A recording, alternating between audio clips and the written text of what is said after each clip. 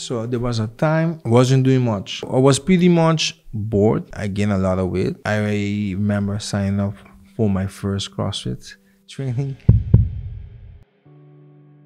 Around that time, he saw my social media and he told me, "Hey Derek, I need a couple of pictures for my social media. Can you help me? This weekend we have a small event. Can you take some pictures?" And I took pictures from CrossFit, and he liked the pictures after that. He told me, "Can you do this more often?" I wasn't making a lot of money with it back in the days because there was only 2 of us. So CrossFit HQ sent me a contract to take pictures for them. So I'm at the moment a contracted photographer in Europe for CrossFit HQ. We are managing about 7 social media accounts. 6 from those events. Every year they have 2 events per year. So in total 13 events every year. And we are doing the marketing, the social media, we are doing the branding, we are doing pretty much everything. So we push and push and push, and they finally say, okay, we're gonna do it. We are now, since this year, a CrossFit license event. The first one in Benelux, the first one in Europe. So we are doing we're doing big things. People, good day, good evening, and good night, wherever you're connecting from in this wonderful world.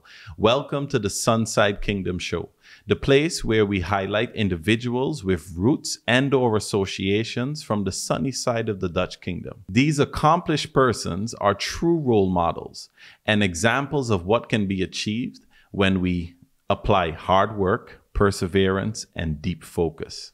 I'm your host, John Sandiford, aka Jam Sandiford, and let's get into today's episode.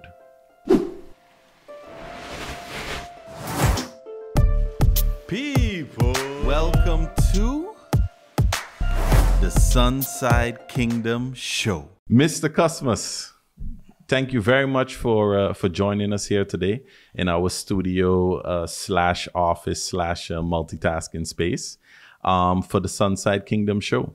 Mr. Kusmus has been an amazing, I can say friend and associate in the early days.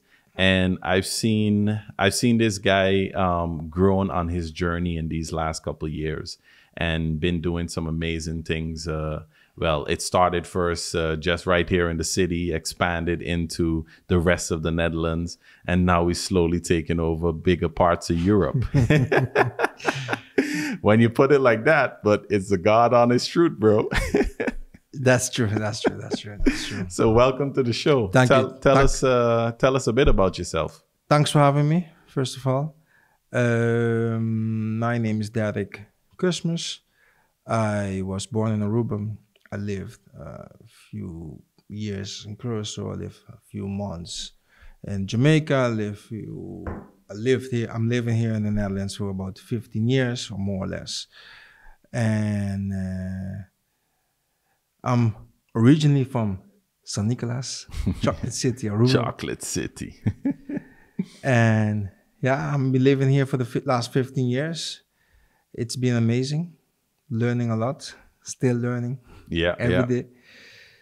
So I'm just one of those guys from St. Nicolas on here in the Netherlands, trying to do something good with the knowledge and the creativity. So Derek, how would you describe your, I would say, hobby turned passion turned part-time profession? How would I describe that? That's something difficult to describe for me because I never... Just in your own words. So what's your profession? What's my profession? Right now, a bit of everything. Like how do you say in the Netherlands? Een schaap met 5 poten. I started as a photographer, taking pictures, me and you, taking pictures of sneakers. Taking pictures of my wife back in the days, for her sneakers, for my sneakers, etc., etc. And slowly I got into CrossFit. And then by just taking pictures and loving taking pictures, just experimenting with your camera, just trying new stuff and doing a lot of research. And I started doing a lot more than that. At the moment, we are running doing the media and the marketing from several CrossFit events in Europe, like you just said. And right now we have the first beginners competition, which is a CrossFit license event in the Netherlands and in Benelux in Europe, the first one. So what exactly does that mean? We are licensed by CrossFit HQ. Okay. We are able to use that name CrossFit. And for those that don't fully, they're not immersed in the whole CrossFit scene, because I dabbled in it briefly, but couldn't hang with you fanatics, so I exited quite quickly. So what exactly does that mean? What is CrossFit HQ? So at mine, with the knowledge that I have, CrossFit has always been there. It never had a name. It never had a patent. So they always, actually all American football training, people doing American football training, they doing CrossFit. Football has been doing CrossFit. Baseball has been doing CrossFit. It's functional training, functional fitness. Yeah. And what CrossFit did, they put a name, they put a brand, and they calling it CrossFit. But it did experiment a lot more with the sport, and it's a way to test your fitness level. So that is CrossFit. Yeah. But if you want more details, I would advise your listeners to Google it and YouTube it. Yeah. So what we do is we just doing the media. Doing the media of those particular events. Yes, yeah. Exactly. So let's maybe go back, rewind a bit more. So you're just a guy from St. Nicolas. Describe what it was like growing up in St. Nicolas in Aruba, and sort of maybe from when to when. What was the period that you lived there? So when growing up in St. Nicolas was really nice. It's community. Everyone know each other. Even though you had some bad guys in the neighborhood, they know who's your mother. Don't come. They're doing the bad things. They will tell you, you're not supposed to be here. So they would have the OGs looking out and making sure that the good guys and the smart guys, the smart young bucks, do something with the talent. Okay. So growing up, I did a lot of things. I played baseball, I played basketball, I played volleyball, a little bit of football. There was a period of time that I was trying to be a DJ. So I had my denim, I had my CDs back in the days, Yeah. The 100 CDs flipping. Those bags, I had a couple of those. But I was like 144 because that's a division by 4. Yeah. You gotta do the maths on that one. What it was Case Logic? What were the bags? I think it's Logic. Something like that. So I had a lot of CDs. So then I got my computer. So I got my computer and I started selling CDs because that was those hot days when Napster was on, and not everyone had internet. Not everybody didn't know about Napster. So yeah. I was selling so you CDs. was one of those early pioneers too. I dabbled in that as well. So I hobby a lot with that. All the guys I'm playing basketball or whatever, all in the neighborhood, they wanted the newest tunes. So I used to download or just buy the original CD and record it for them. Yeah. And make some money to buy more CDs. Nowadays, dat mag niet, hè? Yeah. So, but growing up in St. Nicolas was really nice. I learned a lot. From parties to sports to So it sounds like you was a pretty active guy growing up. Yeah. Always involved in sports, then music, parties, always active. So not I was all over. all over. So Yeah. where there was, I was doing athletic too at time. So athletics. Yeah. So you what in Running, particular? 100, Running. 200, and 5K. Okay. That- That requires very different skills, right? The 100, 200 is similar, but the 5K is a whole other. Yeah, but I used to love the 5K. The 5K was not enough for me. Okay. The 100 and 200 was, I really used to love those two, but Yeah. the 5K was just like, I could do 5K. I can't do 10K.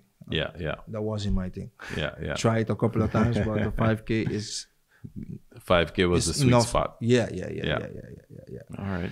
So that also gives me a little bit more perspective on how the connection later with the CrossFit would then would ignite a certain fire in you. Yeah. And you know, if you go back into those days, you used to have this guy. Maybe you heard about him. This guy called, his name is Nicolas. He's a DJ on the island. He's the David Rodigan on the island. So he had these. He had a boss, and he had speakers in the boss. Yeah. So before the party, he used to pass around all the schools with the mic and announce the party announcements and stuff like that. So he was a portable radio station then. yeah, Like whether you tune in and locked into him or not, you're gonna hear him. he was social media before we had social media on the island. So I learned a lot from those guys. They were doing some amazing marketing and with the tools that they had. So, Yeah. And all of these things in coming in handy right now with what I do. Yeah. Without going to the university for this. So if we fast forward now from Aruba, and then before you got to the Netherlands, there's a bit of an interesting story in between there, or not? Yeah. So there was a time I wasn't doing much. So my father told me, "Hey, you need to do something with your life." So I went to Curacao, and because I was always messing up with computers and stuff like that, and my father told me, "Look, you have to do something. I arranged already a course for you to do your Microsoft A+. So you come to A+. So that's the official degree for you to repair computers, etc. So I did that, and I went to Curacao. I did a course, and I finished the course. So then, when I went back to Aruba, I worked there in a computer store for a while, and then afterwards, during that period, I saw a lot of my friends. They was coming from the Netherlands. Yeah. Vacation, or some of them finished school. So how old are you now at that point? Maybe 21, something, Okay. 22, Yeah. 21. So they coming back from the Netherlands, and I seen these guys and they got degree. Like, wow, this stupid guy could have a degree. So he working with the bank now. He only finished MBO now. I mean Mavado, and he went to the Netherlands. Like, I'm like, what these guys ain't doing? So if he could do that, I could do that too. So I was just thinking about it. So I started to do some research, but I put on pause. So then I meet up with these people because right beside the computer place I used to work, they used to have this Jamaican restaurant. So I met this guy called Daniel Wilson. Daniel Wilson. Yes. Or Daniel Wilson. Wilson. So he was the ambassador from Jamaica in the whole Caribbean. Oh, snap. Yeah. So he just he was visiting the restaurant. No, he was the owner from the restaurant. He was the owner of the restaurant, Yeah, but he was living in Aruba? Yes. Okay, Yeah. interesting. So most of the time, when you want a visa to go on in the Caribbean, you need to apply by Trinidad, by the ambassador in Trinidad, for you to go other places. Because he was living in Aruba, he could do it for the ABC Islands because he had a Dutch passport and a Jamaican passport. Okay. So when I was living there, we had Soul Beach. For those people that I'm listening to, then most people in the Caribbean know about Soul Beach. Yeah. So and Soul Beach still happening, right? If I'm not mistaken, yes. So I did a couple of Soul Beach with him. He asked me, "Hey, listen," because I was helping him back in the days with some stuff with marketing. You know, I help him with the Facebook and stuff like that. I help him with Party Peeps to organize a Party Peeps for his restaurant. Those little things, high fives, you know, those. We created. So basically, the very early beginning days of social media, you helped them set up all those profiles, etc. Yeah. And then for simple things, and I wasn't even getting paid in the beginning. Yeah. So he would just say like, "Hey, you will get like a food a day." Yeah. So I wasn't helping him to get money. I was just helping as a friend. Yeah. So, but every time Soul Beach would come on the island, a regular Caribbean thing. Then they have a party. Many times when we first starting off, a lot of these things aren't really paid. No. But it is experience. Yes. It is experience. Yeah. So then every time Soul Beach came on the island, experience and building relationships. Yeah, exactly. So every time Soul Beach came on the island and there was a reggae concert or whatever, a hip hop artist come on the island, I had a job. So then you had a paid job. Then I had a paid job. Okay, you see. So he was helping me with whatever I had to do. Yeah. He would make sure I would be in the payroll. Yeah. So I wasn't getting nothing to help him with the restaurant. Yeah. But whenever I had a concert or whenever I had a party or whatever, he would just put me in the payroll. Yeah. And so basically, like when there was those additional opportunities that there was an additional flow of cash coming in, then he would make sure that you would get a cut from that because of the loyalty and everything else that was already happening before. Exactly. Those some key lessons there, right? Those some key lessons there. Yeah. And then the nice part of all of this is that we never said, okay, you help me and I'll help you back. It was happening naturally. And, and sometimes, like in business, you have to say it nowadays. Yeah. But it was such a nice thing that I didn't have to tell him, "Hey, so I'm doing all of this thing for you. Am I getting something?" So again, it's an investment. Yeah. So right now, I'm very happy. And I mean, when you're 21 is a different thing than when you 35 plus. So like at that age, you could more afford to just kind of just go with the flow, etc. You still figuring out what you want to do in life or where you want to go. You seeing friends coming back, according to you, that stupid guy got a degree now with a big job. Like, that doesn't make no sense. Like, I could do that shit too. Yeah. So there's still a lot figuring out, and along the way, you're making connections, building relationships, and seeing where things go. Yes, exactly. So then... so how did Soul Beach connect to Jamrock? No, so it got this lady, what it is called. She's the original boss lady. Anybody in the music industry in Jamaica know her as Sharon Burke. She runs the Solid Agency.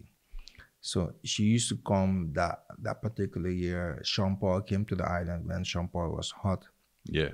Sean Paul came to the island. So this is what, 2002, 3, 1? I think 3.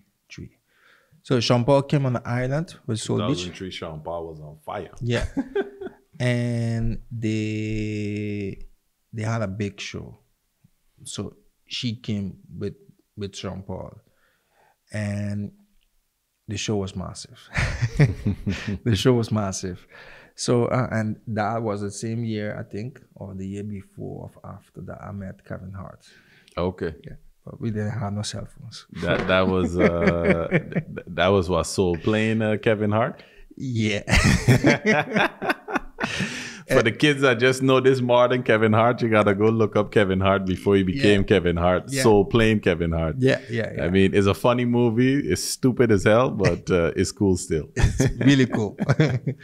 So we met Kevin Hart, we met Jean Paul. So I had I met in the highway. I saw the last time Fugees was together on the island. Oh wow! The Fugees. A lot of people don't know this, I and you remember this, actually. maybe you the first one could say this. The Fugees reunion was on Aruba. I actually remember hearing about this. Yes. Yeah, that was a pretty big deal. Yes. But Lauryn Hill wasn't really feeling it, like always. Yeah. she did perform, but it wasn't really. Thanks to Wyclef and Pras, it was like wow. Because Wyclef, Pras came on the stage and really, put the hype on the mic but Lauryn Hill wasn't the Lauryn Hill back in the days. Yeah. I even met Eve. Oh yeah? Yeah, she was on island too. So shit, what they used to call her in Rough Riders again? The pit bull, yeah, I forget. I can't remember the name. No. But she had a nickname though. No, I can't remember the name. Yeah. Nah, forget it. Anyway, so then, so what was happening? Danny, I call him Danny. Mm-hmm. So he was expanding his restaurant. So he told me, hey, I'm going to Jamaica. I'm gonna buy some things. I'm gonna make some. I need new partners. I need to be there to talk to these people and to see if we could get a better price and deal. I'm gonna send a container from Jamaica to Aruba with some new stuff and merchandise. Yeah. So we basically set up the new location and we went to Jamaica, and there is where I met Sharon Burke again. Mm-hmm. So Sharon Burke saw that I was on the island, it's Jamaica, and she told me, "Hey, come cross." So I went there. There is where I met Wyclef, Elephant Man. Elephant Man. Mavado. And oh shit, Mavado, that's early Mavado, before yeah, because this is what, 2004 5? Yeah, something like that. Because Mavado didn't pop until like 06 07. Yeah, but he was singing a lot underground. Yeah. And Bounty Killer too. Bounty Killer actually, Sharon knew that I was a big fan of Bounty Killer because I met her on Aruba, and she asked me, which is your favorite reggae dancehall artist? I said Bounty Killer. And then she was like, yeah, okay. If you come to Jamaica, I'm gonna make sure you meet Bounty Killer. So she called, we was by the studio, by Solid Agency. She called Bounty Killer. Where you are right now. I have a big fan who wants to meet you. And he was by his car wash. Oh shit. And back in those days, he was driving the Rover, the white one. So we went by his car, by the car wash, met him, talked to him. And some nice memories. And there is where we had... I think those is also some of the things that we connected on early in the days when we first started talking the dancehall music. I was deep into dancehall music. Bounty Killer was also one of my top guys. Elephant Man. Later on Mavado came out. But by this time you're already a bit more grown, so it's a bit of a different dynamic than when there's a teenage version of you listening to anytime we hungry again, them I go see we. yeah. No, but it was a nice experience. So basically, when Sharon Burke was seeing all what I was doing with Soul Beach, so she told me like, "Hey, Derek, look, I need someone like you to help me with some parties in Jamaica and for you to travel with me." Oh. So I did a couple of months traveling with her in Jamaica, and then we went to Europe. Then you went to Europe? To some parties, but only with Bounty Killer and some other artists, to some concerts, and that was it. Then is when I spoke to, I met this guy. If you're in the reggae music, you know him probably, which is his name is David Rodigan. Where it was? Okay, so Sharon, maybe let me come back with a question then. So just a quick observation, actually. What started with meeting someone connected, helping out with them setting up social media accounts and getting some food in return. So what are we talking? Jerk chicken? Jerk chicken. Jerk chicken. I know that was one of your favorites. Not anymore, because Derek will explain the vegan life in a short bit, most likely. But that's another thing we had in common before. But those days are over. Those days are over. I'll still eat my jerk chicken, my jerk. So started with helping out just for some jerk chicken, which led into you collaborating more and more and helping him on different projects and parties, going to one of the biggest events on Aruba, the Soul Beach, where this happens every year, right? Yeah, pretty much once a year. And some of the biggest artists in the world come to Soul Beach, Aruba. So that then connected you to a whole other atmosphere, from being the guy at home playing and scratching on denims to now being connected to these big names.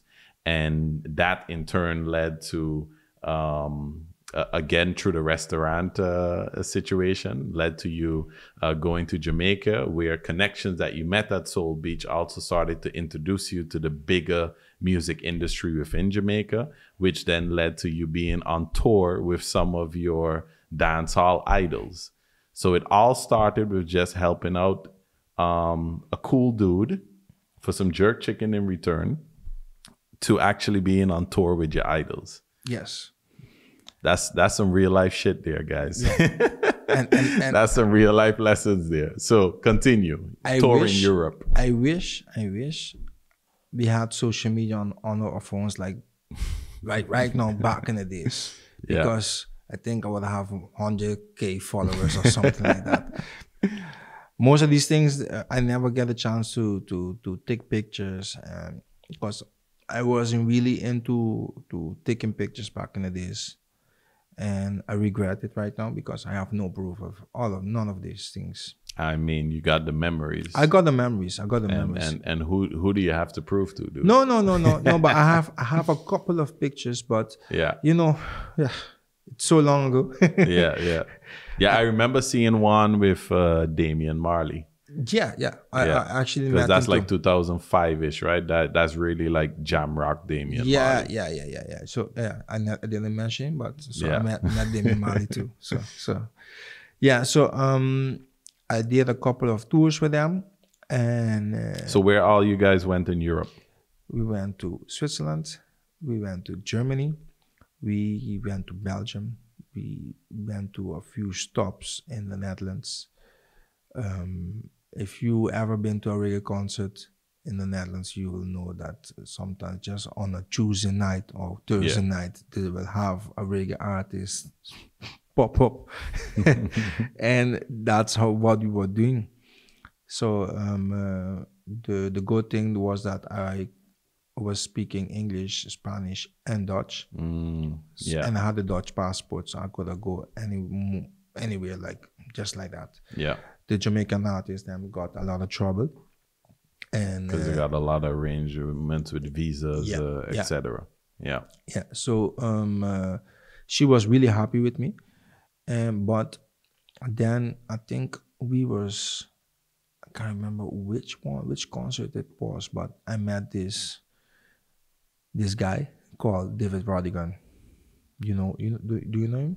The name wants to sound familiar, but I'm not sure. So David enlighten Rodigan me. is the Englishman that, what you call it, fell in love with reggae music. So if you Dutch and you live in an your parents love reggae music, it's more probably because of him, because he started promoting reggae music on BBC long time ago. Yeah.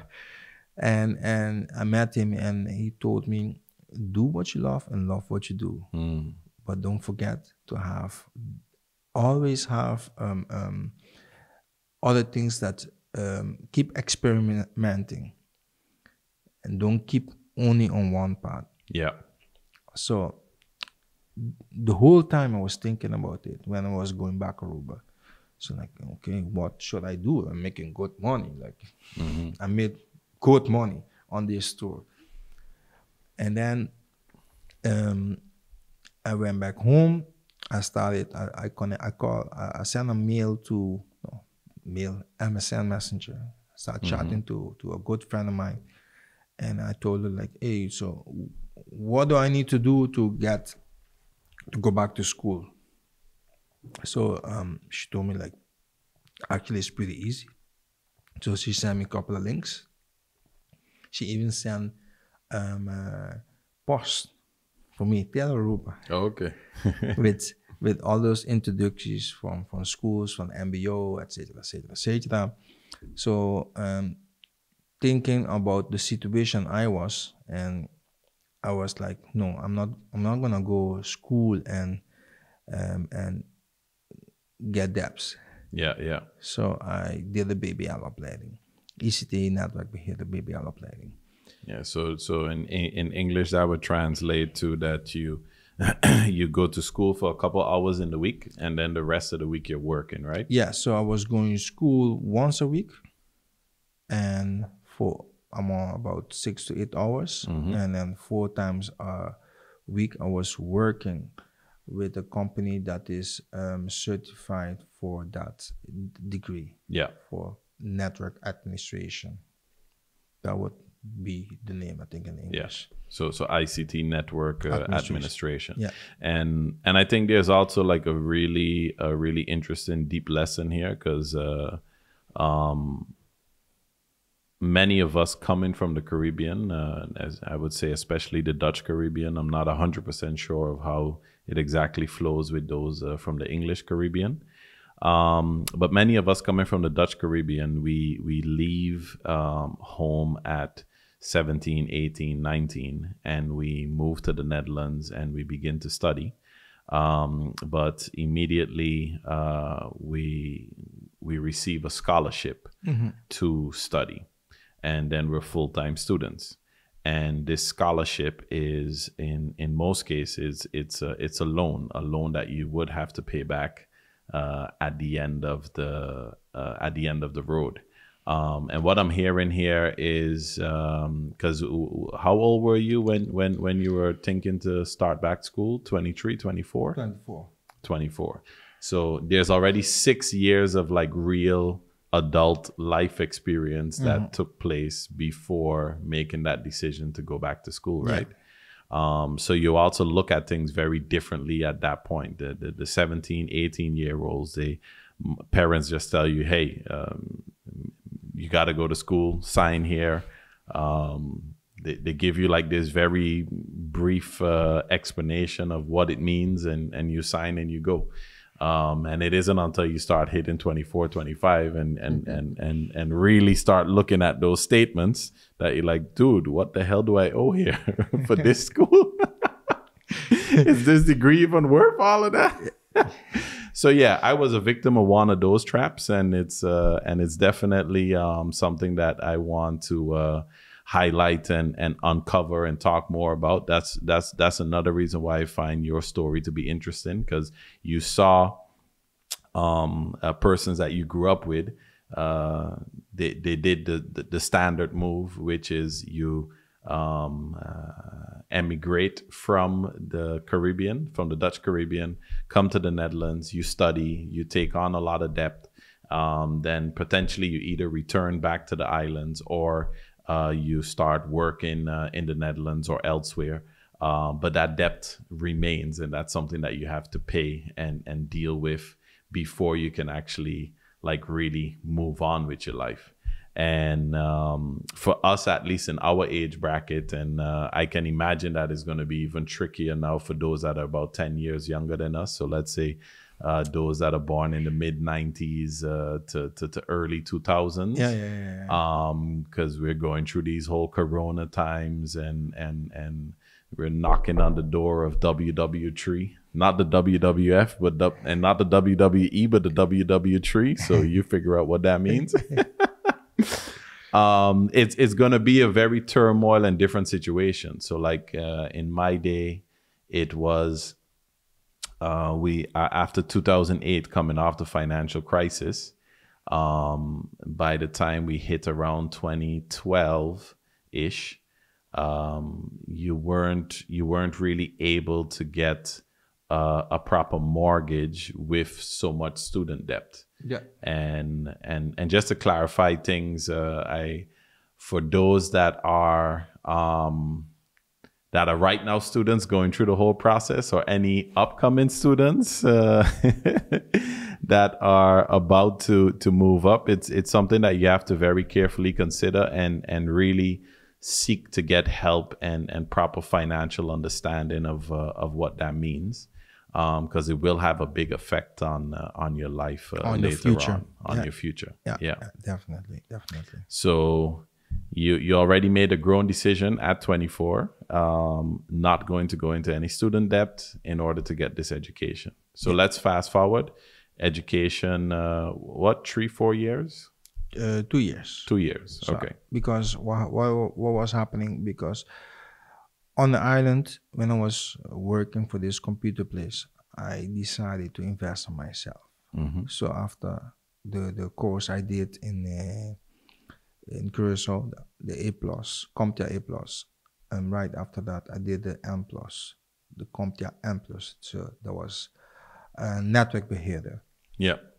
So when I moved to the Netherlands with these 2 degrees, it basically cut, because the network beheerder opleiding was 4 years. Okay. So I cut it in half. Oh, you cut it in half because you already got certain certificates in Aruba, so that allowed you to not cut. Aruba official, because the schools, the ICT opleiding, yeah, the courses, the lessons that you get in is based on the A+ and based on the M+. Okay. So they give you a small how can I tell you how can I explain this?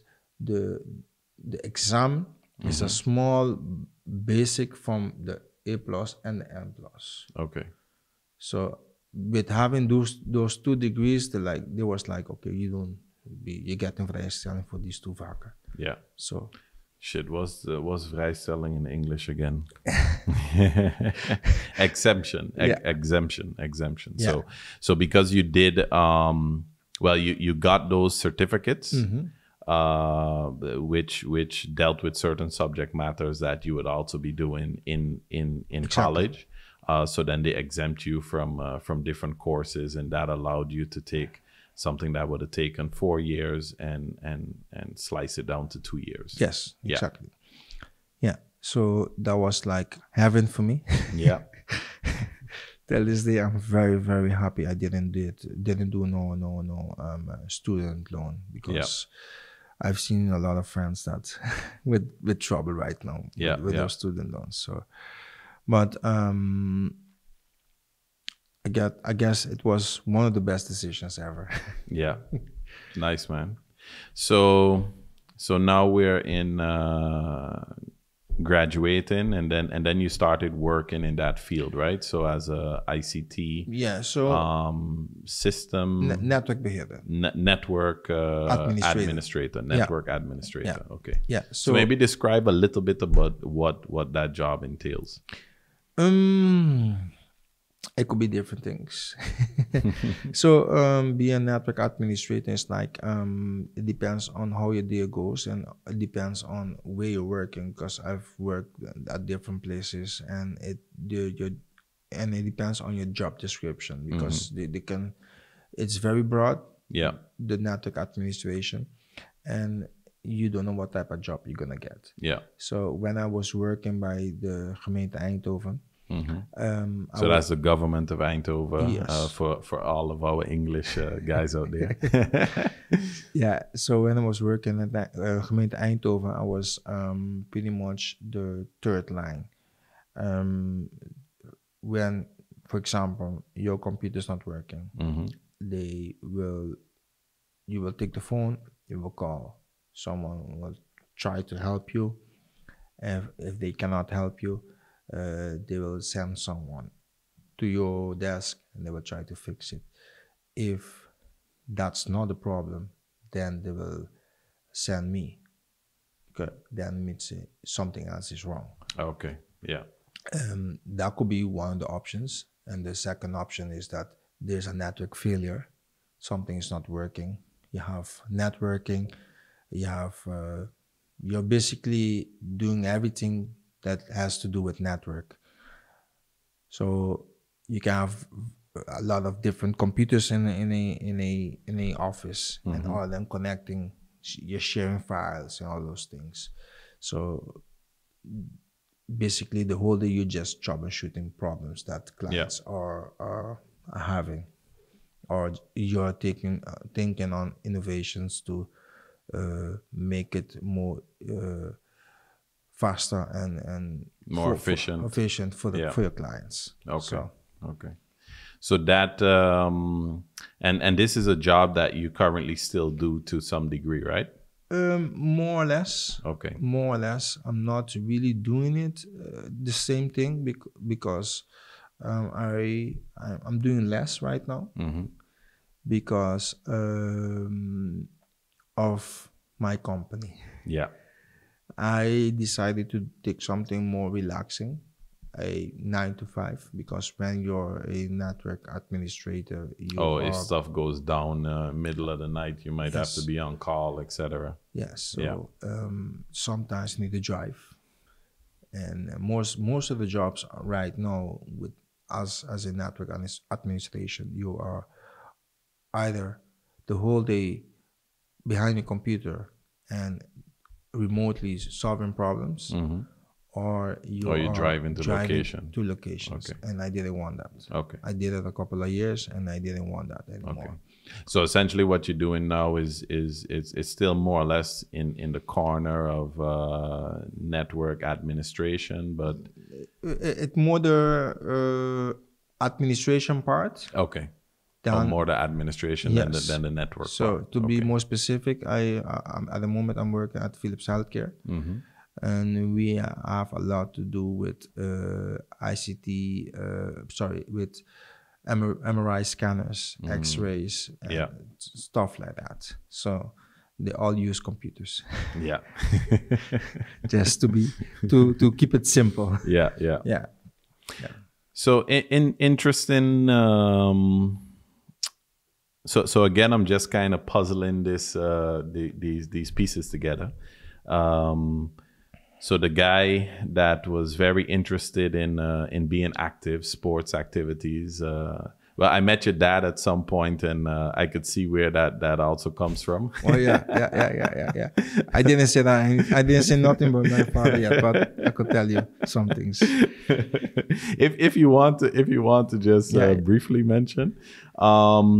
But yeah, so coming to being this active guy that was also interested in dabbling with computers. At some point, Dad says, "Hey, you got to you got to pull your socks up and figure this out." So got like the first degrees, and then because it's part of the interest. The computers is part of the interest, but being active is part of the interest. The entertainment side is part of the interest. So all these different interests was just juggling. Eventually then, education-wise, you chose a path of the computers. But then sort of the entertainment part sneaked back up around 2013, 2014 with the camera and taking those early pictures of the sneakers. Yeah, so maybe let's take it from that moment on now. From when I started taking pictures. When you start taking pictures and how that really started to evolve. Some of the highlights of when you first started taking pictures. Okay. So it happened like this. So I think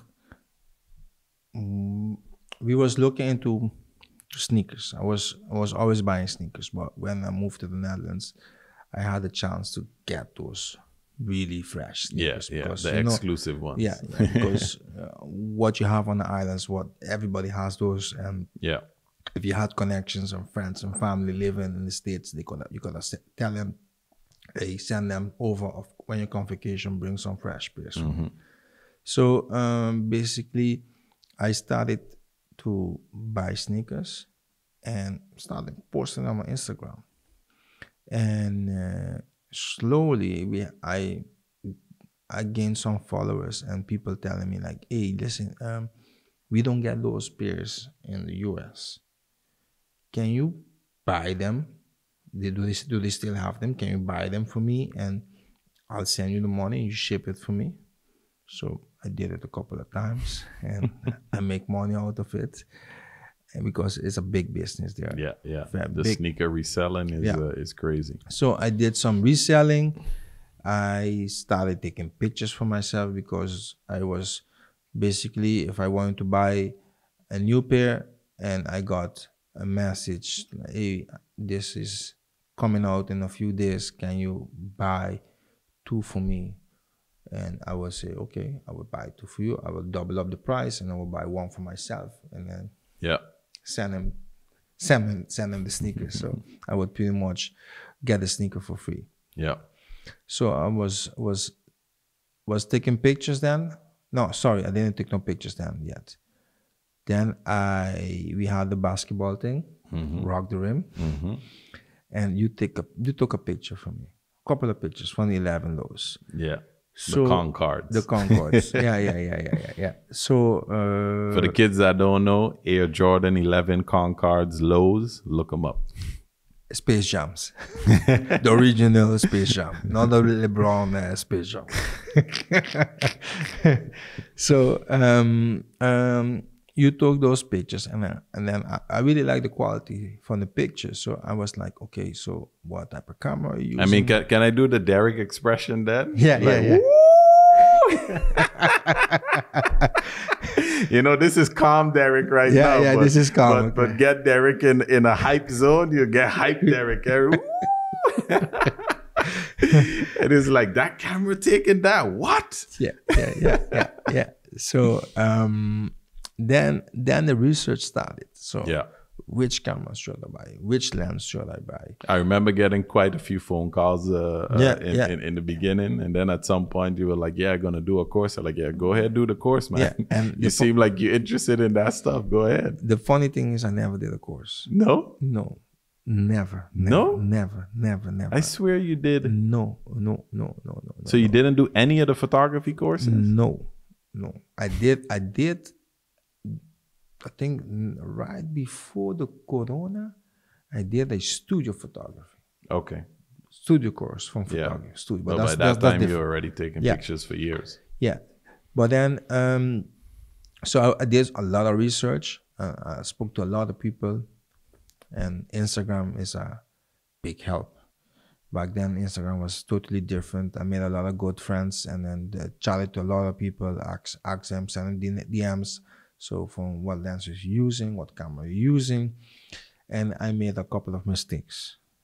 Buying the wrong camera, buying the wrong lenses, because people with no knowledge would tell you in the camera stores like, no, you don't need that. You don't need that lens. It's too professional for you. Not directly, but yeah. Indirectly, that's basically what it comes down to. Yeah. So uiteindelijk I bought the D3300 and with a 50 millimeters 1.8. Okay. So that was the first camera. So I was taking a lot of pictures with it. A lot of pictures.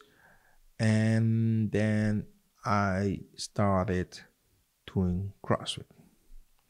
So basically, you remember that first introduction? Yeah.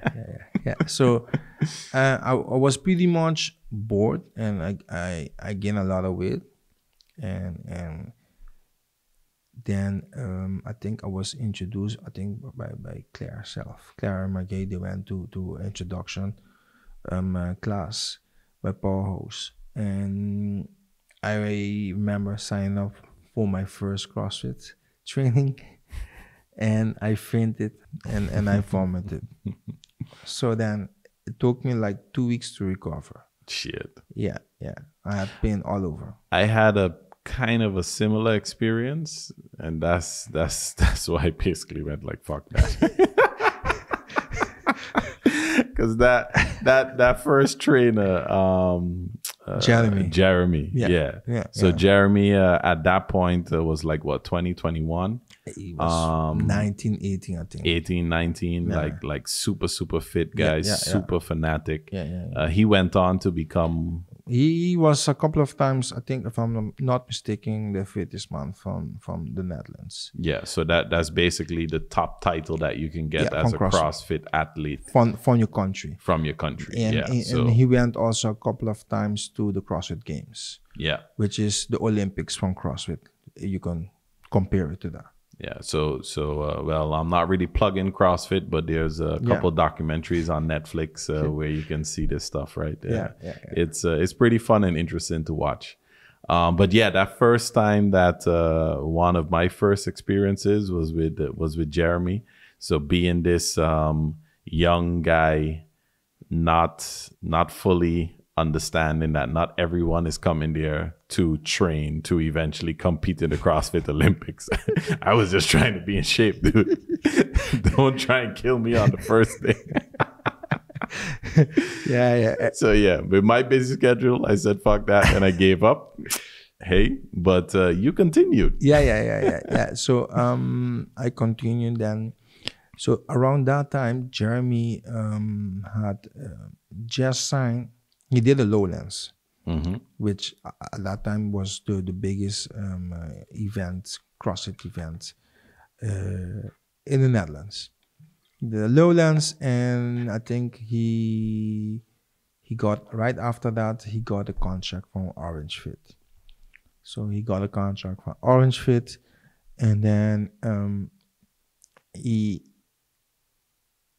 needed pictures, but right before he asked me to take pictures, the owner, rest in peace, Jan Hein, he saw my social media, and he told me, "Hey, Derek, I need a couple of pictures for my social media. I need to do something.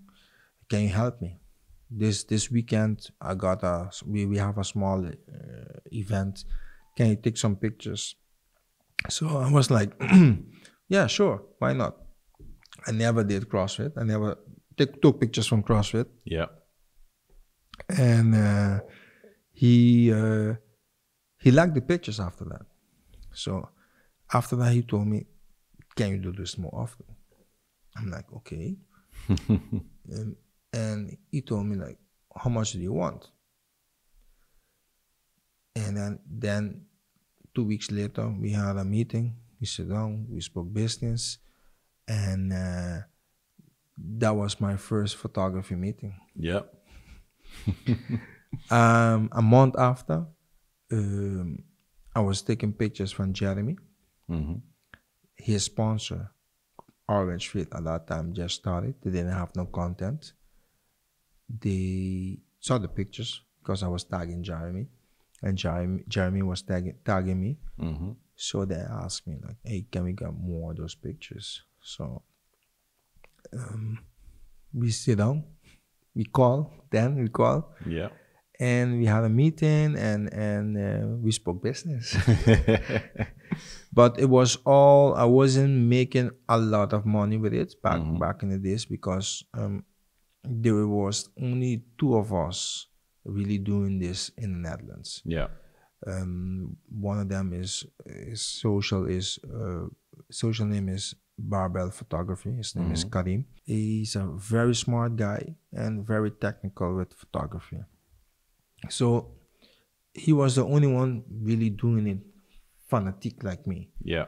The other guys, they had some hobbyists taking pictures. So they wasn't really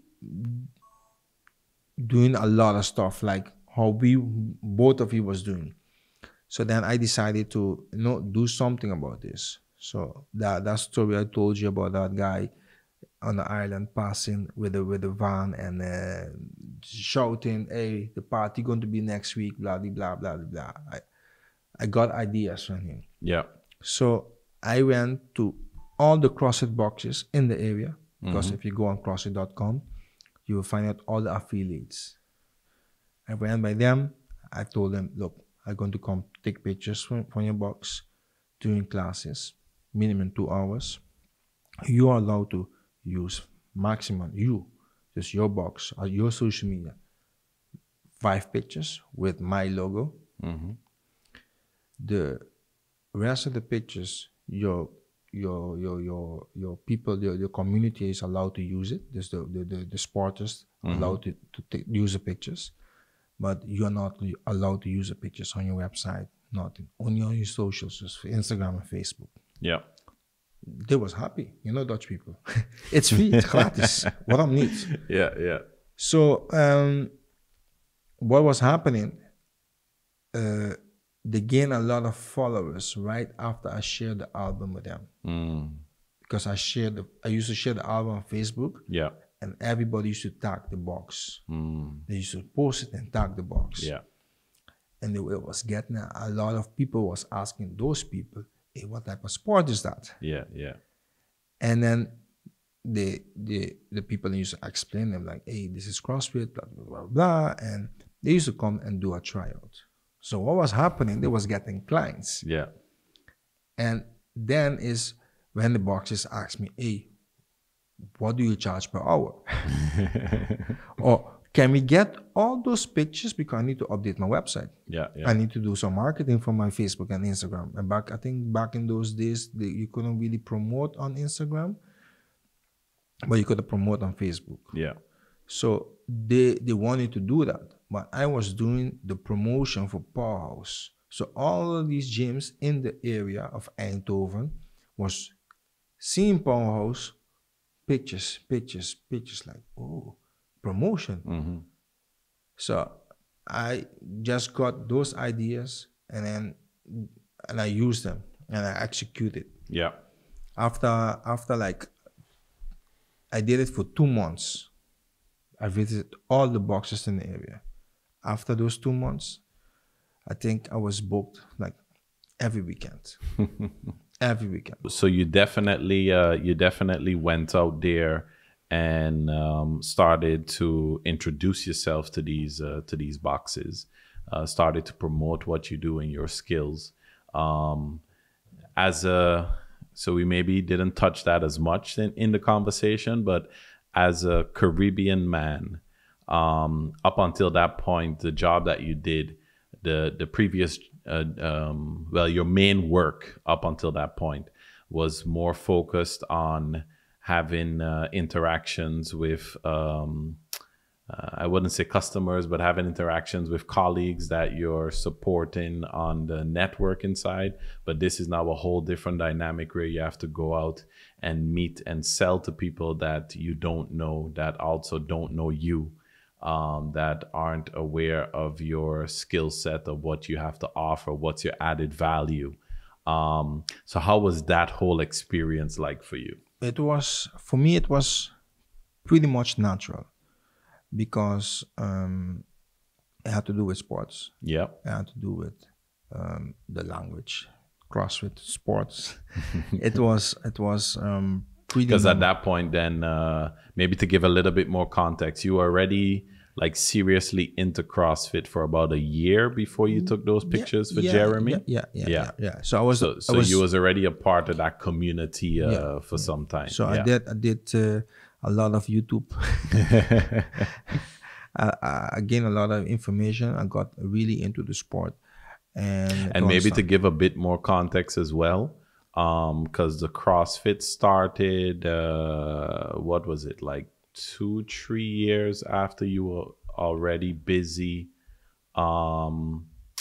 That you're already busy with the photography, taking pictures of the sneakers, etc. Because you really honed your craft and learned how to work with the camera and lighting and different creative techniques, taking pictures of sneakers for fun. Yeah. So I was doing the sneaker part like 3 years. Yeah. So I learned to take pictures. Let's call it portraits. Yeah. But then when you do sports and indoor, you have to deal with light. Mm-hmm. You have to deal with fast movements and understanding the sport. Yeah. So those three together makes it really, really difficult to take the perfect picture. Yeah. But again, the beauty in the story is that you spend time honing the craft of photography in something completely separate, where at least you learn how to work with the camera properly.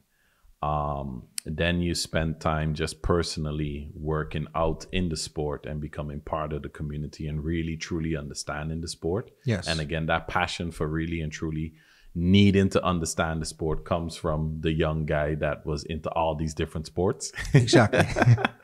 So he showed back up. Then sharing all of those pictures on Instagram also had a bit of the entertainment aspect and the social media showcasing stuff to the world, which sort of touched back on that entertainment journey that you were on for some time. Yeah. So then when the step came to make pictures in CrossFit, which had to do with these 3 different dynamics that you just mentioned, can you name them again? So light. Yeah, light. So because it's indoor, movement, yeah, understanding the sport. Yeah. So essentially, the light you already had some experience with, but you needed to up that craft, and then the movement was really the part that was the most new, that needed to get figured out. Yeah. But if I have to be honest, all 3 I have to figure that out. Yeah. All 3 of them, because it's totally different to take pictures outside in a sunny day. You don't have to worry about your ISO. And inside the gym, constantly changing. It's not changing. It's you have to have a really good camera and a really good lens. Yeah. And like, because everything else just looks like shit. Because if you have a cheap camera, yeah, you will have all the quality of the picture will not be good. Yeah. I don't want to be too romantic about it. Yeah. But and go all into the technical parts, but the quality of the picture would not be good. So that's when I needed to figure out, so what do I need? So again, I was new. I didn't want to spend the money on gear. So I made a deal. I made a deal with the devil. So it was a pretty good deal back in the day. So I told the box owner, listen, if you want more better quality pictures, you need to buy me a new camera, a new lens. So he was like, okay, how much will it be? Okay, good. He bought it. Done. So when he did that and the quality of the pictures got better, yeah, I was in confidence enough to start doing those tours and going visiting all those other boxes. Yeah. To make more money. To buy new gear or better quality pictures. Yeah. For better quality pictures then. And that's a rabbit hole, eh? Once you start getting into photography, video, and buying gear, oh my God. Look at us. Maybe for the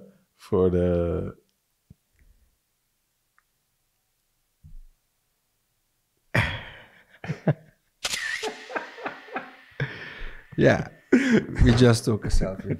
John took a selfie. No, so it's an let me call it during that period it was an expensive hobby, and it is very expensive. Yeah. So my camera that is filming right now, that is the A9 II, Yeah. which costs brand new €5,000. Yeah. And it's expensive, and I have 2 of those bodies. I actually have 3 bodies right now, but it's an expensive hobby if you want to call it. If hobby. it's just a hobby, It's an expensive hobby. So that's why it didn't remain a hobby. Exactly. So when I started to doing those tours and getting all these clients and talking to them, and they would. Because you have to look at it this way, nobody knew who I was. Yeah. Nobody. It was something totally new for people to come take pictures at your box. Yeah. At your box, CrossFit box. I mean, at the time, how long were these boxes even? Did they even exist? 1 year. Yeah. 2 years. Most of those entrepreneurs were still trying to figure out what's the formula for growing a CrossFit box. Because the one thing I learned from these tours, let me just call it a tour, a photography tour, most of these gym owners are not really social. They weren't managing the social media. They weren't answering the call, because most of these gym owners are owners, and they are coaches and head coaches. Oh yeah, so they're wearing a lot of different caps. Yeah. Exactly. So when you call them and tell them, "Hey, I want to come take pictures," they was like, "How much is it? How much do you charge? For free? Oh, okay, good." Yeah, because as soon as if the first thing was like, yeah, it's gonna cost you XXX, they're like, no, sorry, can't do, bye. Yeah. So you basically got in each and every door with the initial free meal. Exactly. And no website. Yeah. Just socials, Instagram and Facebook. And so I was going to these gyms and then making contact, talk to them. And like I said, like after 2 months, all these gyms starting to ask me like, "Hey, we're organizing our 2nd year existing. The business exists in 2 years now. We need pictures. We're organizing a small party. We're doing some workouts. What will it cost?" Like, okay, good. I'm doing something good. "Hey, I'm Derek. We are doing a website update. We would like for you to take some new pictures, but we would also like to buy the pictures that you took, the free pictures." So, and it started to upgrade. Yeah. Upgrade. It started becoming more and more popular. Then I started getting DMs on other photographers. "How do you do this? What is the business?" And for me, it was all natural. It was all natural. All natural. Because dude, you went on tour with Bounty Killer. Arranging shit all over Europe before you locked in the degree. So this is natural. You just go to places, you talk to people, you show value, you bring value, and shit happens. Yeah. So it was all natural for me, but again, I have to thank the past, because all these things what I did in the past really helped me right now. But it was really scary because, again, nobody knew who I was. And I think that was really the thing, because I would step into these gyms and like, "Can I help you?" And I would say I'm the photographer. Oh, really? And to this day, I still get that. You still get that. And most of the times, I understand what that look is. yeah. And most of the time, when I deliver the content, it's all good. Yeah. Then it gets flipped. Yeah. So for the kids that are the younger ones, etc., like sometimes you'll get the look because definitely being in let's just say Europe, in a country that it is familiar, but yet there's also a foreign element. People aren't always expecting us to come in and deal with things on a certain professionalism level. And sometimes that can be pretty annoying, the feeling of it. But the feeling of it is something that you just have to sort of put aside, put in the work, show the value, and then everything changes and those feelings start to become more normalized. And you will keep getting those feelings, but you need to keep professional. And also understand that, because this is something that personally I've just been sort of playing with in my own mind sometimes, that so something that I also like to think about is from their perspective, they're also media sort of also plays a role in this, where many times we're shown in not the best light. When there's one of our Caribbean guys hitting the news, 9 times out of 10 is for something negative and not positive.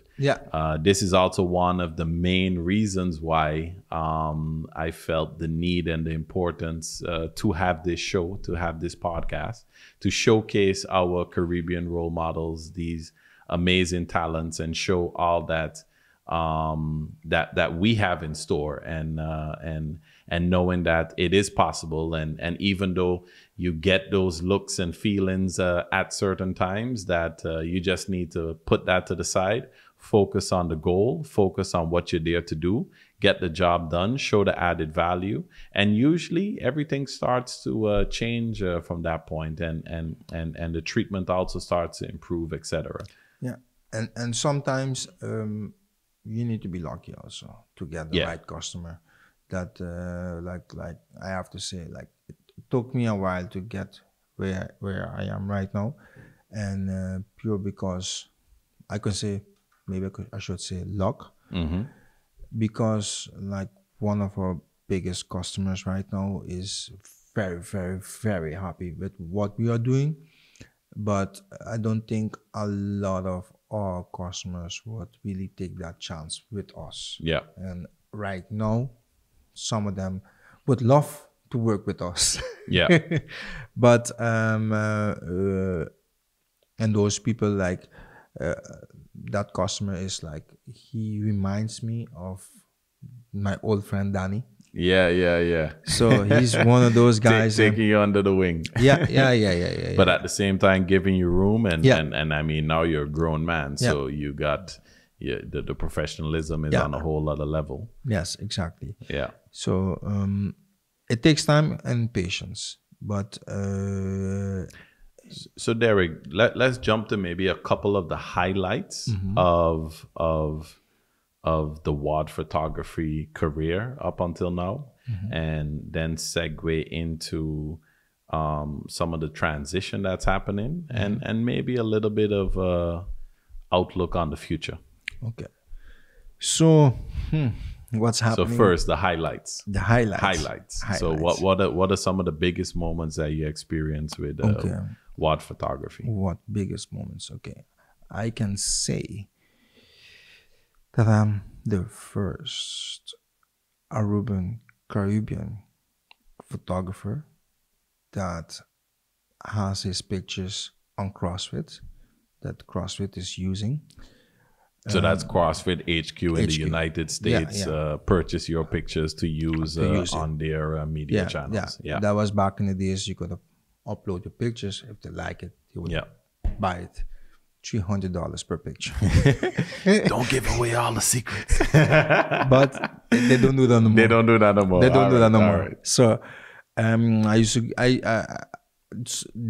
because of, I was trying a lot of pictures, taking pictures and uploading them every day. Every day. Yeah. And if they like it, we got an email. Hey, we would like to purchase this picture. Yep. $300. PayPal. Tom.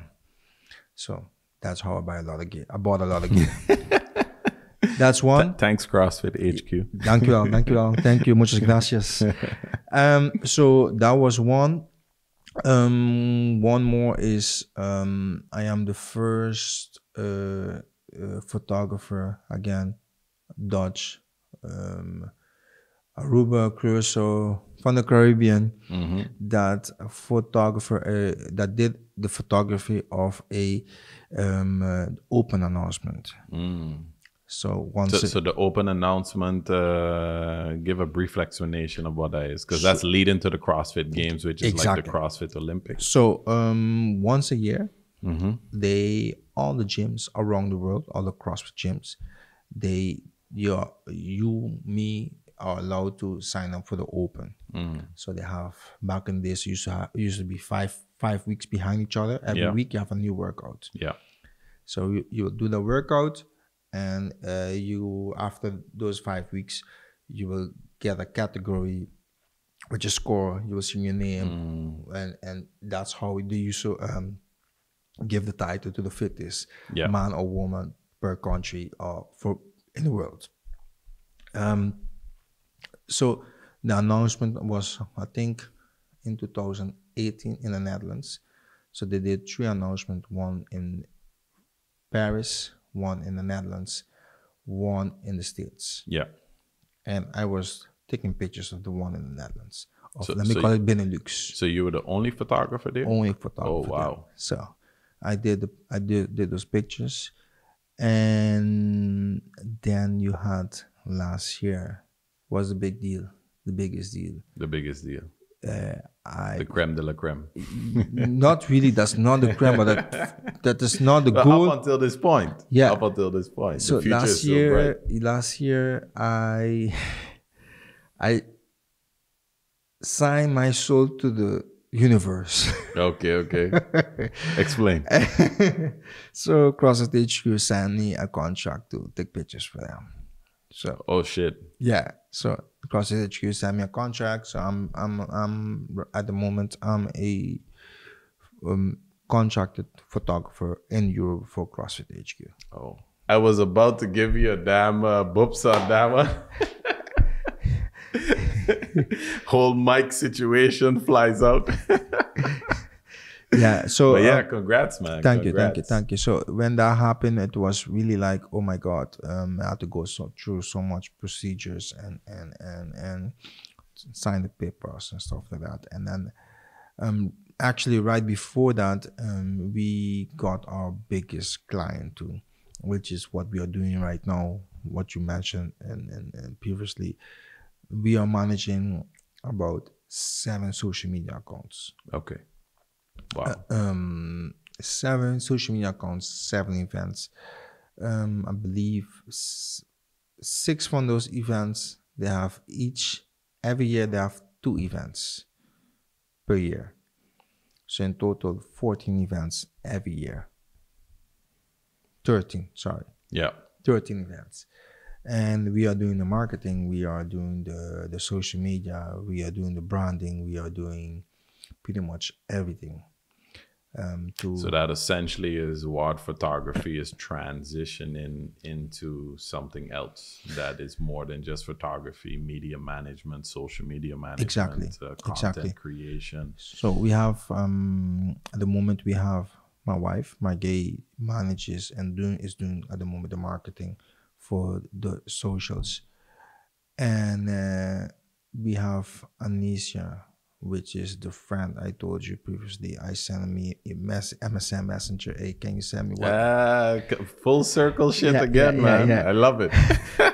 she is gonna, since January, since this year, she's gonna be helping us with the copywriting because she's an English teacher. She's a Jamaican actually. Oh wow. Yeah, she's an English teacher, and I think at the ROC in Amsterdam. Okay. And she's gonna help us with that because we started with this year the Dutch Showdown, which is going to be the 4th and the 5th, the finals, the body edition.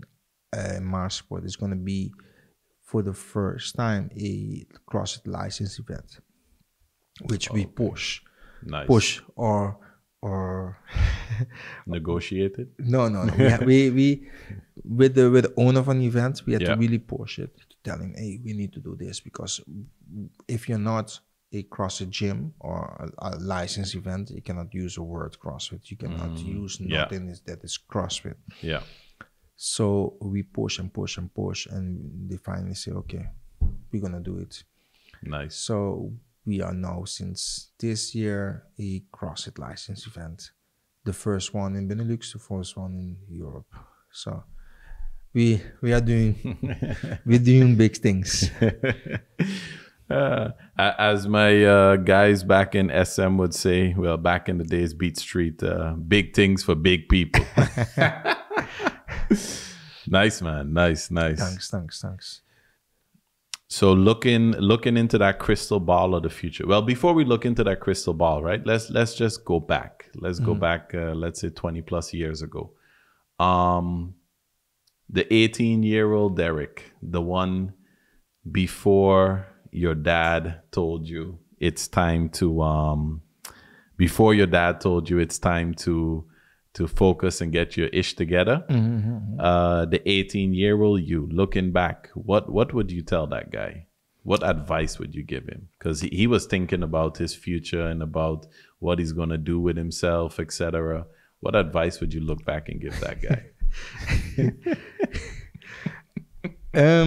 You know, like my parents, they was really flexible with me. But at the same time, they used to tell me and give me advice, like, you should really do this, you should really do that. But they was really flexible with me. And I think I should have listened to much more to my father. Pops, you hearing that? We're going to cut out this little clip here and send it to him. Yeah. No, you ever tell him that? No. I never told him that. No, I never told him that. No, but you know, the thing is that if you look, my father is back in the days, like, again, it has to do with sports. My father had a gym in Curacao. Yeah. And it was named Body Business. So he's an engineer. My father's an engineer. For those people that live in Curacao, they're listening, my father used to be the director from SIS. And what is SIS? They're doing a lot of things with the overhauling from boats and electrical on the island and East Line, all of those things. Yeah. So my father was the director there, and for years, and on the side he had a gym because he didn't want to train at other gyms, and he believed that it should be nice and neat. It should be rules and not ghetto. Yeah. So you weren't allowed to come at the gym with slippers. You had to bring your own towel. If you didn't bring a towel, you had to pay for a towel. Yeah. Which was, I think, 50 cents or 25 cents. But you had to pay for the towel for it to be nice. And things like that. So, like, I was helping him in the gym with a bit of everything when I was living there. Yeah. And at the same time, he used to tell me, hey, come, let me go. I have a meeting about bodybuilding. Yeah. I used to go with him. But I wasn't really paying attention. Yeah. So that's why I told him, you don't know how lucky he is. So you got to learn to pay good attention, because now you're getting some serious life nuggets. No, yeah. So if I had paid more attention, maybe like was following him more the way I was with back in the days with Danny, Yeah. I could have learned so much from him. Yeah. In the world from sports. Maybe I could have do something to make the gym even bigger. Yeah. But he didn't want to do it. So after a while, he sold the gym, and then he stopped it. But then he built another gym just for himself because the gym was too big, too much people was coming, etc., etc. But he was pretty much he was also I think the president from bodybuilding from Nederlandse Antillen, from bodybuilding. Yeah. And he went to a couple, I think 2 Arnold classics to judge. So he was really into sports. Into that world. Yeah. So I mean, in that sense, there's also that connection there. It's in the blood of being really connected into the sports world. You found your own thing. He was in the bodybuilding, you more on the CrossFit side. Yeah. So awesome. So the advice that you would give your 18-year-old self is listen to dad more. Yeah. And maybe be, because you know, at that time you're young, and all you want to do is you're not thinking business wise. Yeah. And I didn't know how much it would benefit me being at those meetings, or just listening to him how to do things. Yeah. So how to negotiate, how to being part of the business, because just imagine a family member of yours has a business. Yeah. And actually that is free stage. Yep. Free stage. Free internship. Yes. And there's a lot of life lessons and nuggets that you can get from being around family members that have a business. I mean, you can also get that from those working, but obviously as an entrepreneur having entrepreneurial aspirations, there's so tremendous value in being able to connect with someone that you know and love and that doing it. That's doing it. Everything, because you know, if you go work for someone, they're not gonna share everything to you. Like they will share it, but at certain point they could think that, oh, he will leave me and go work for himself, or he will go work for someone else, etc. And at least in the islands then. Yeah. So, but I would say, like, my father, I should have listened more to him. So if he listened to this podcast, he'll be really happy. Solid advice. Yeah. So for those, because I mean, I grew up with pretty much without my dad, so it wasn't really the type of situation that I would listen to as much. But for those that grew up with a good father, take that damn advice. Or to your mother too, no? If your mother was... To your mother too. To your mother too. I definitely, my 18-year-old self should have listened to a tad bit more of my mom's advice. I would say that. Yeah. So that's the 18-year-old you advice. And then looking into the crystal ball of the future, any plans that you want to share, or any ambitions, or any thoughts in general? We are... What Photography is my company name. And for those who don't know, is WOD Photography. Workout of the day. Workout of the day. CrossFit terminology. Yes, exactly. Thanks for the explanation, John. So we are not photography. We're not only doing photography at the moment. We're doing much more. We are doing social media management. We are doing the marketing. We are doing we're doing a bit of everything. We are recruiting photographers, videographers. We are doing everything that, if you go on a KLM page, just imagine each and every post from KLM, someone is doing that. Someone is thinking about it. So we are doing all of those things. So we are upgrading our company, and we are still trying to figure out what name we're gonna name it, because that's the most difficult part. We have a couple of names, but we are busy with that, and hopefully we will find out and release the date, release the name before June. Okay. So that's the big thing that we are looking forward to for this year. Nice. And for the future. And for those at home wanting to find you online, what are the social handles, the websites? So you can tell them live and direct in the camera. WD Photography, that is our socials. I think you could put it also below. Oh yeah. We'll have to put it below here. Yeah. So that is my Instagram and my Facebook, and they can also find me on www.whatphotography.com, which Antonio Media made for me. So plug. This podcast is sponsored by Antonio Media. Oh, for those that don't know, that's my company, by the way. Yeah. Yeah, man. So, Mr. Kusmus, thank you very, very much for joining us on the SunSide Kingdom show. And it's always interesting to see in these conversations how new gems and new specs come to light. And it shows me also yourself in a new perspective, and actually connecting all those dots in your journey. Like in all the conversations we had in the past, I never quite saw it in that way. So this dynamic also sort of gives a whole different perspective on that. Maybe for you, it also released some new nuggets of how it all connected in the end. Yeah. Now that, because telling a story like this is totally different. Yeah.